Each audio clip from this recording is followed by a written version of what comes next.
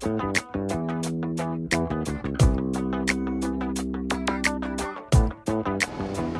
représente la 5e circonscription et donc je suis candidat à ma propre succession. Je suis aussi, bien sûr, tout le monde le sait, maire de Bayonne et président de la communauté d'agglomération. Je suis élue à Anglet depuis 11 ans maintenant. J'ai été adjointe de Robert Villeneuve et j'ai siégé 7 ans à la communauté d'agglomération. Actuellement, je suis élue UMP d'opposition à Anglet. La première raison, c'est de ne pas casser une dynamique économique aujourd'hui qui est préservée dans cette circonscription. Le taux de chômage est 1 point inférieur à la moyenne nationale et inférieur également à ce que l'on trouve sur le reste de l'Aquitaine. J'ai beaucoup travaillé sur, d'une part, maintenir l'emploi à travers des entreprises que nous avons essayé de sauvegarder, qu'il s'agisse de Plastitube à Bayonne, qu'il s'agisse également aujourd'hui de Novatrans sur le centre européen de frais. Ces emplois ont été préservés. Je pense que le travail du député n'a pas été tout à fait négligeable dans la conservation de ces emplois. Je m'investis dans la création d'emplois nouveaux. C'est Ikea en premier lieu, parce que ce n'est pas tous les jours qu'on fait venir une entreprise qui va créer 1000 emplois sur notre territoire.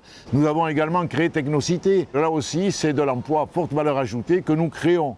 La deuxième raison, c'est de préserver l'équilibre social à travers, d'une part, donc, la formation professionnelle avec l'Université des métiers, qui a été créée et qui a ouvert à Bayonne. 600 jeunes qui sont en formation et qui, demain, à la sortie de leur formation, trouveront un emploi. Avec également, sur Anglet, l'Université à Montory, scientifique, et à Bayonne sur les sciences humaines et sociales.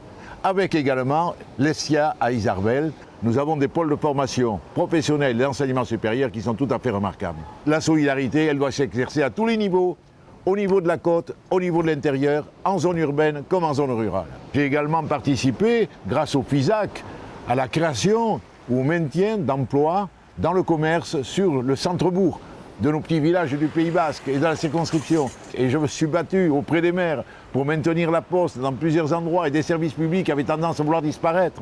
Sur Bayonne, le maintien, bien entendu, de la CAF, de l'URSSAF, de la Banque de France, qui devait disparaître.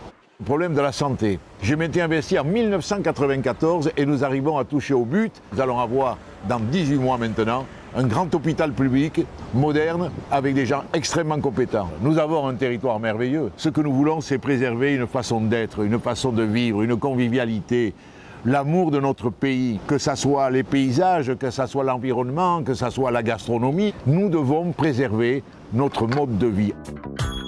Je suis bien sûr un député très engagé, mais je suis aussi un homme libre, et ça c'est ma fierté. Quelle que soit la majorité, je voterai en fonction de mon âme et de ma conscience et de l'examen sérieux et objectif des textes.